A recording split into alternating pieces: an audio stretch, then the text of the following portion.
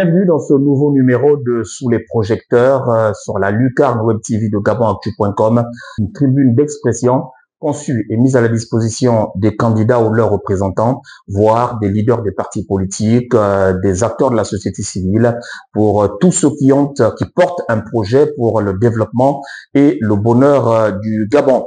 Nous parlons aujourd'hui de la réappropriation de la souveraineté économique et nous recevons aujourd'hui Dioumi Moubasango, qui est porte-parole du candidat Brice Clotaire Oligui Nguema. Notre invité nous dira comment son candidat compte dans les 7 prochaines années assurer la solidité et la crédibilité de l'économie gabonaise. Dioumi Moubasango, bienvenue, bonjour. Merci. Votre candidat, dans son projet de société intitulé Bâtissons l'édifice nouveau pour notre essor vers la félicité, veut effectivement assurer la souveraineté économique du Gabon. Première question, comment assurer la souveraineté économique d'un pays comme le Gabon qui compte essentiellement sur l'extraction de matières premières? Bon, la première chose, c'est que je vais dire un peu le contexte. C'est-à-dire que nous sommes dans un contexte gabonais où entre les années 60 et les années 80, la fin des années 80, nous avons essayé de bâtir des infrastructures. Ensuite, dans les années 90, nous sommes passés à la démocratisation de notre pays. Et dans les années 2010, nous nous sommes essayés à la diversification économique, donc à la relance économique. Mais nous ne sommes pas allés au bout de tous ces rêves, que ce soit bâtir les infrastructures, que ce soit démocratiser le pays ou alors diversifier l'économie. Ce que nous avons constaté, et n'importe quel Gabonais peut le constater, c'est que nous dépendons justement du pétrole. Donc 60% des recettes budgétaires de l'État dépendent des hydrocarbures. Sinon un peu plus. Même. Sinon un peu plus. Donc notre candidat, le candidat bâtisseur, propose la diversification économique. Mais d'abord, la souveraineté économique. C'est-à-dire qu'il y a des domaines très importants de l'économie gabonaise, comme le pétrole, où nous ne sommes pas réellement présents. C'est pour cela que récemment, nous avons acquis Assala Énergie. Ensuite, on a acquis Tullow Oil pour essayer d'augmenter nos capacités en production pétrolière. Donc, passer de 26 000 barils jour à 82 000 barils jour. Parce que nous ne pouvons pas, en tant que pays pétrolier, nous permettre d'être spectateurs de l'exploitation du pétrole dans notre pays. Et récemment, aussi, on a repris un fleuron important de l'économie gabonaise. Vous savez que la SNBG a fait la fierté de notre pays il y a 10-20 ans. Cette société est passée sous pavillon privé et l'Assemblée nationale a donc lancé une mission d'enquête parlementaire qui a établi l'illégalité de la reprise de cette société importante dans le bois de notre pays. Et le président de la transition de l'époque, actuel candidat, a donc repris les actifs de la SNBG. Donc, nous voulons aller vers une souveraineté, mais en étant présent dans le pétrole, en étant présent bien sûr dans le bois, parce que dans le secteur du bois, il y a aussi la capacité de créer plus de richesses et surtout d'employer. Même si le pétrole n'emploie pas beaucoup de gens, mais dans d'autres secteurs, que ce soit les secteurs des mines, le secteur du bois, le secteur du tourisme, le secteur agricole, nous voulons créer, bien sûr, des emplois pour les Gabonais et les Gabonaises. Qu'à cela ne tienne, la structure de l'économie gabonaise n'a toujours pas fondamentalement changé. C'est toujours l'extraction des matières premières et leur exportation de façon brute. Immédiatement, sur quel chantier allez-vous vous attarder? Écoutez, vous l'avez dit, ce que le candidat propose, c'est au moins une première transformation. Le candidat a fait un très bon discours il y a quelques jours à Franceville, où il a indiqué la relance de l'exploitation de l'uranium à Mounana. Le manganèse est déjà exploité, que ce soit par Comilog ou les gisements de Baniaka. Nous devons être capables d'opérer une transformation locale. Parce qu'en réalité, lorsqu'on fait l'extraction et qu'on exporte vers l'étranger, il n'y a pas de plus-value. Il n'y a pas. Je prends souvent un exemple pour que les Gabonais comprennent, parce que nous avons aussi le devoir de faire comprendre aux Gabonais ce qui se passe. Moi, j'aime beaucoup les atangas, par exemple. C'est-à-dire que si vous vendez des atangas, je vous donne 1000 francs. C'est une transaction qui se passe entre vous et moi. Il n'y a pas de valeur ajoutée pour le pays. Alors que si on va vers la transformation de la tanga en pâte d'atanga, ensuite cette pâte d'atanga se retrouve dans les grandes surfaces, il y a l'application de la TVA, et le fait qu'on ait industrialisé cette filière, par exemple d'atanga, permet d'employer plus de personnes. Donc c'est le même principe, que ce soit dans le bois, que ce soit dans l'agriculture, que ce soit dans le pétrole, nous devons aller vers au moins une première transformation. Vous parlez donc de l'industrie agroalimentaire, on parle de la transformation de la tanga, vous avez pris cet exemple. Nous savons tous que jusque-là, le Gabon dépend de ses voisins, dépend de l'étranger pour nourrir ses populations, une forte dépendance alimentaire du Gabon. Comment allez-vous faire justement pour développer l'agro-industrie? Le diagnostic a été fait par notre candidat. C'est 400 milliards de francs au bas mot. Voilà, au bas mot pour l'importation des produits alimentaires du Cameroun, du Congo, de la Côte d'Ivoire.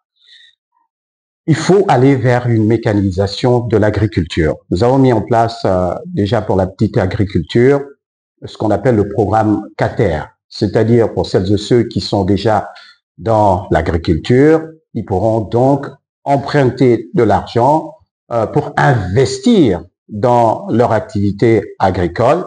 Et donc, cela permettra non seulement aux Gabonais et aux Gabonaises de pouvoir mécaniser leur activité agricole, mais cela permettra de créer des emplois à ce niveau. D'un autre côté, nous allons mettre en place des pôles régionaux agricoles.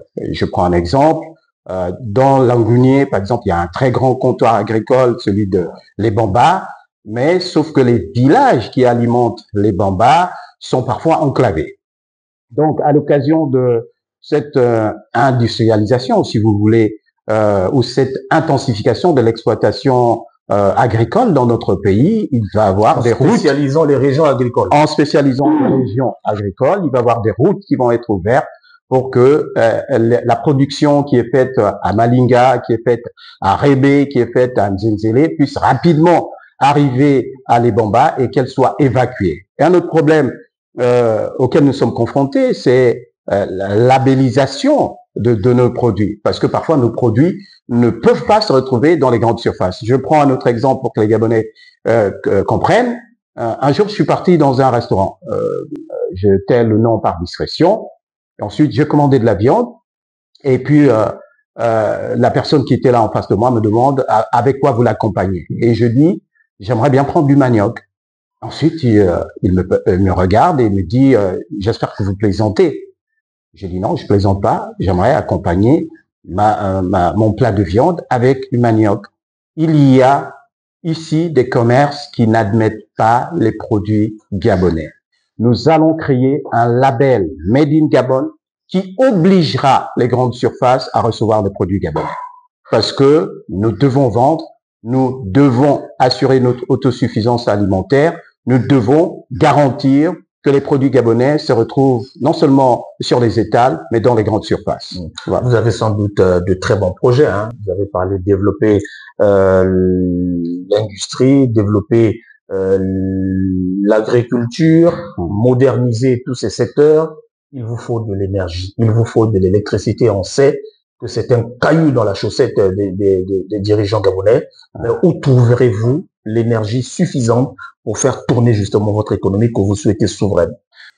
La première chose qu'il est important de dire, c'est que nous sommes les héritiers d'une mauvaise gestion de l'eau et de l'énergie dans notre pays. Et quand nous arrivons aux affaires, il y a ce problème d'énergie.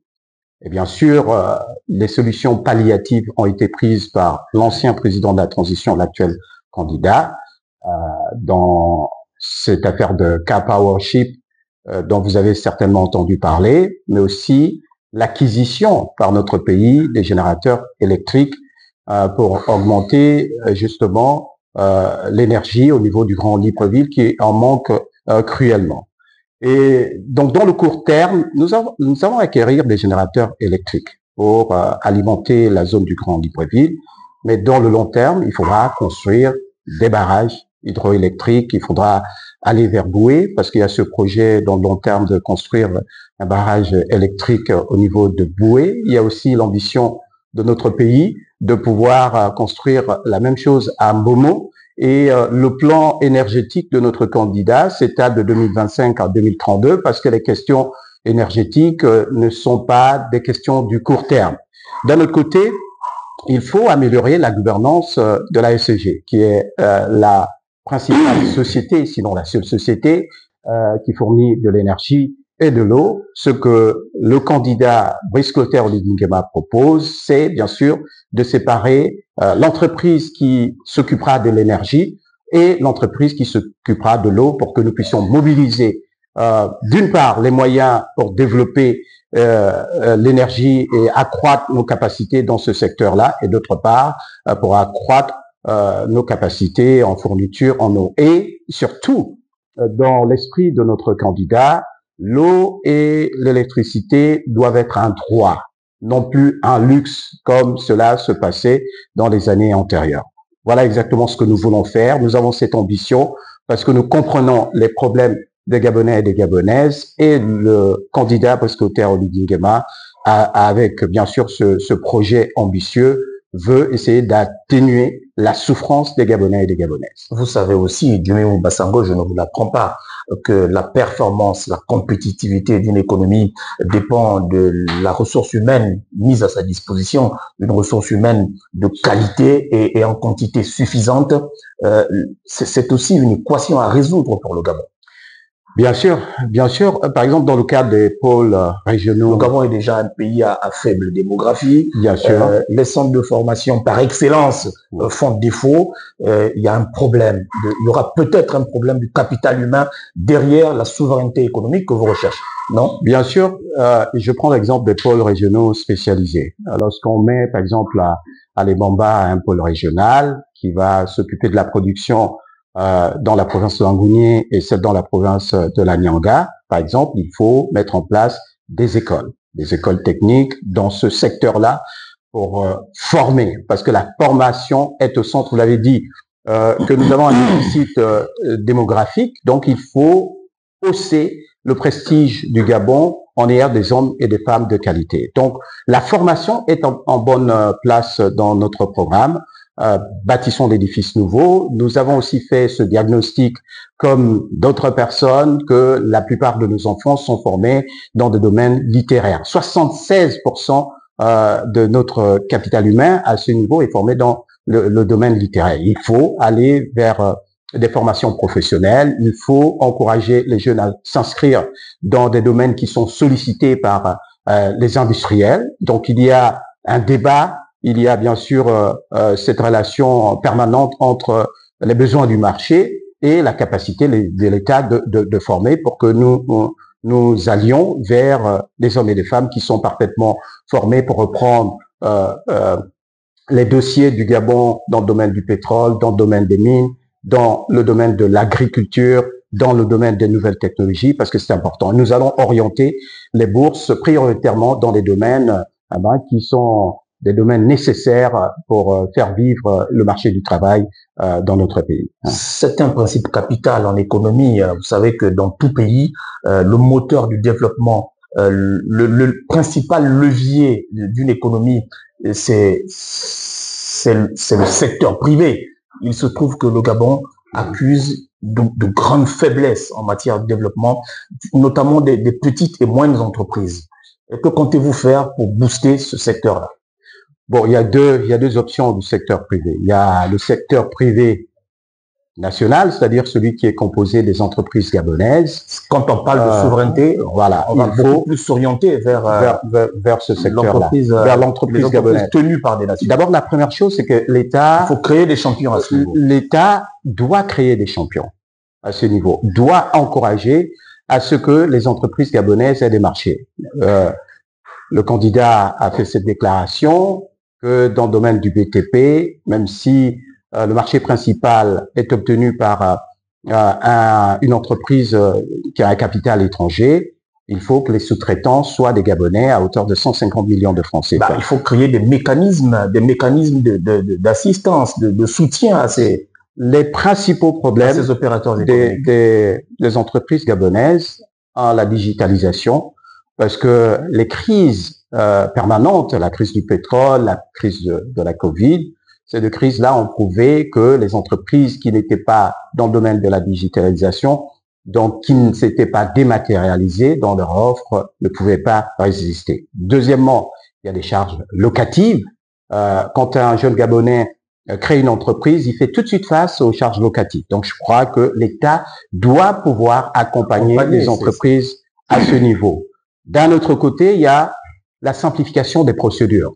Pendant longtemps, lourdeur administrative. Voilà, il y a une lourdeur administrative, fiscalité extravagante. Voilà, fiscalité extravagante, mais avec la mise en place des zones industrielles spéciales ou des zones à régime privilégié, la volonté de l'État, c'est d'encourager les jeunes entrepreneurs gabonais en réduisant la fiscalité. Et au niveau de l'entrepreneuriat gabonais, puisqu'on parle de la petite entreprise gabonaise, il y a une sollicitation, une préoccupation des jeunes Gabonais qui était celle de pouvoir accéder à des crédits. Le candidat vient de mettre en place une banque pour le commerce et l'entrepreneuriat du Gabon qui permettra de soutenir la volonté de ces jeunes de pouvoir avoir des fonds pour lancer leurs activités. Donc, que ce soit dans la simplification des procédures administratives, que ce soit dans la réduction de la fiscalité ou une fiscalité privilégiée pour les entreprises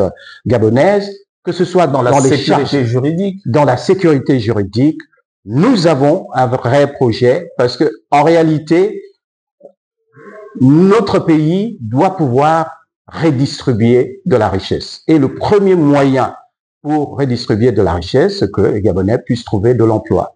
Donc, je pense que nous sommes à l'aise avec ce sujet parce que nous avons commencé à le faire. Par exemple, vous voyez ces 817 taxis, par exemple, qui ont été distribués aux Gabonaises et aux Gabonais dans le secteur du transport urbain. Et c'est une réponse à la préoccupation des Gabonais. Les Gabonais, souvent, ils se réunissaient pour dire, bon, il y a des secteurs où quand même on peut être entre Gabonais. Mais nous n'avons pas fait ce choix. Nous avons fait le choix d'injecter 817 taxis. Et en fait, quand vous regardez le taxi, on a l'impression que c'est juste un véhicule qui circule. Mais le taxi, c'est quoi?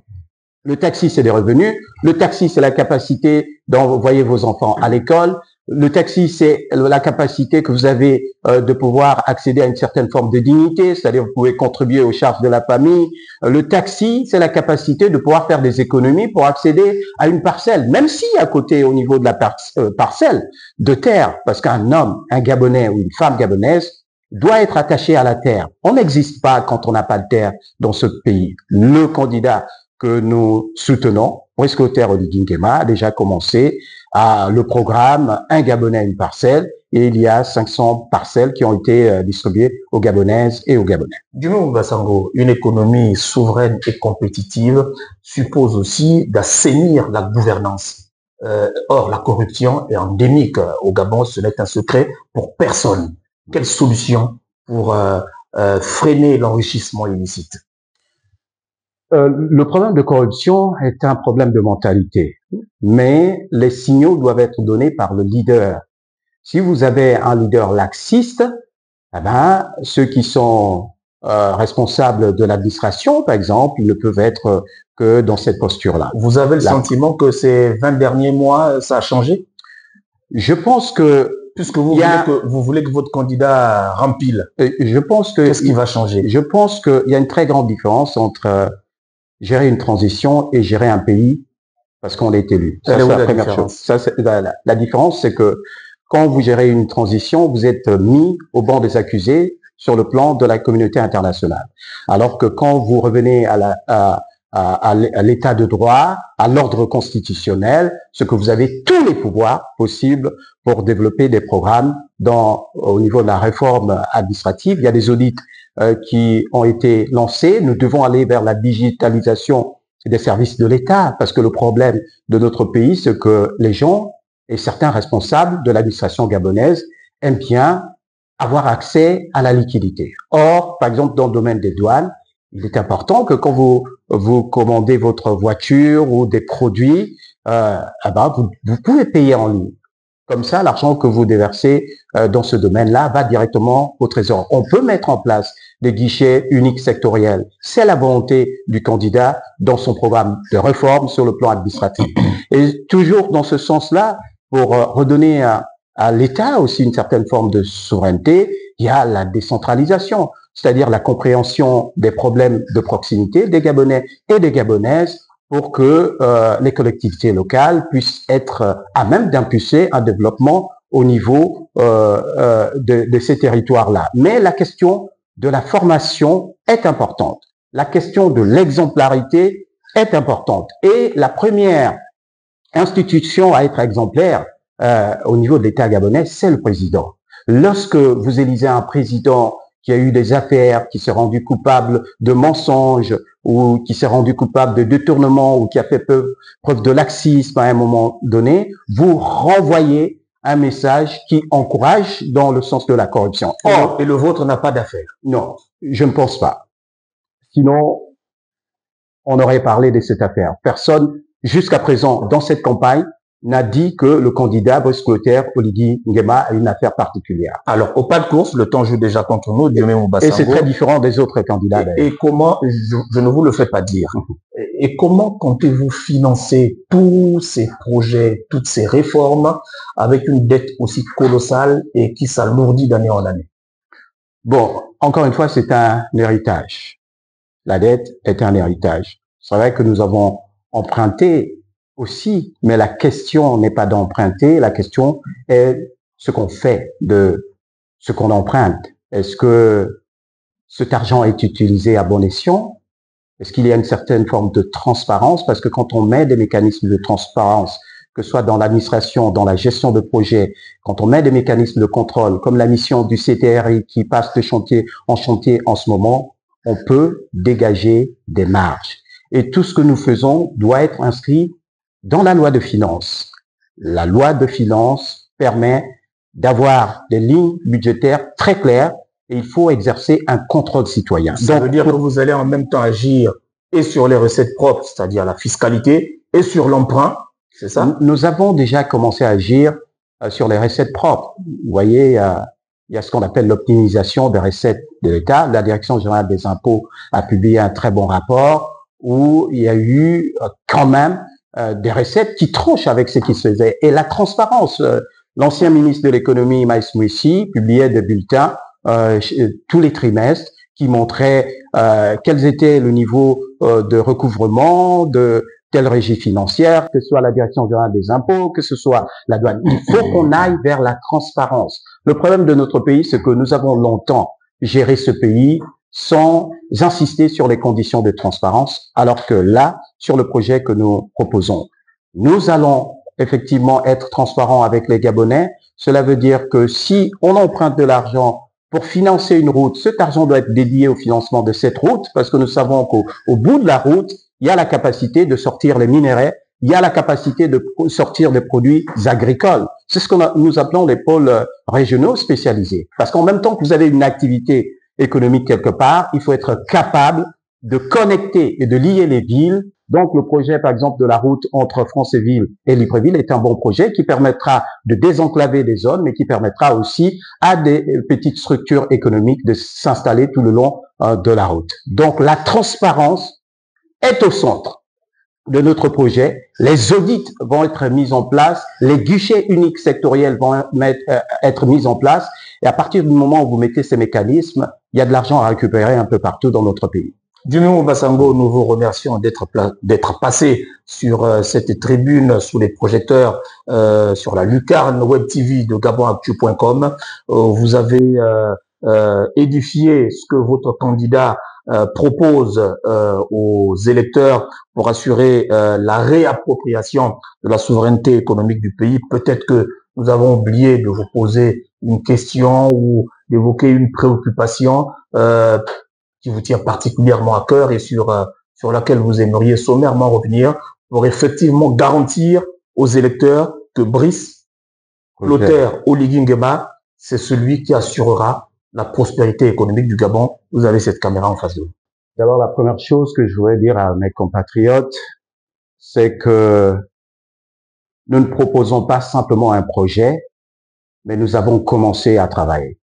Dans le domaine des infrastructures, nous avons un bilan clair, 1950 km de route, des écoles qui sortent de terre, des marchés qui sortent de terre. Dans le domaine des réformes sur le plan de la démocratisation de notre pays, nous avons réformé.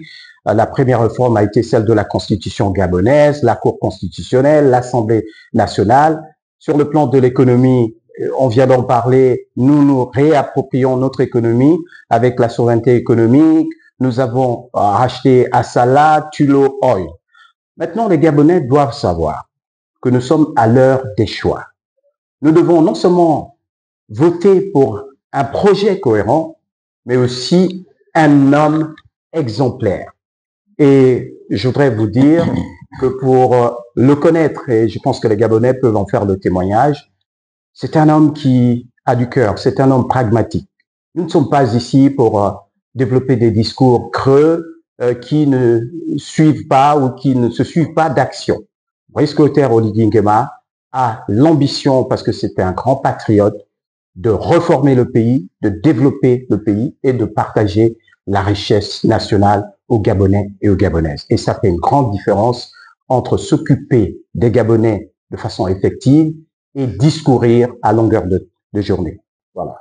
Merci. C'était donc Dioumi Moubasango, porte-parole du candidat Brice Clotaire Oligui Nguema, qui a expliqué de fond en comble les dispositions prises par son champion pour assurer la réappropriation de la souveraineté économique du Gabon. Merci à vous, aimables web téléspectateurs de GabonActu.com. Nous nous retrouvons très vite pour un autre numéro de Sous les projecteurs. À bientôt.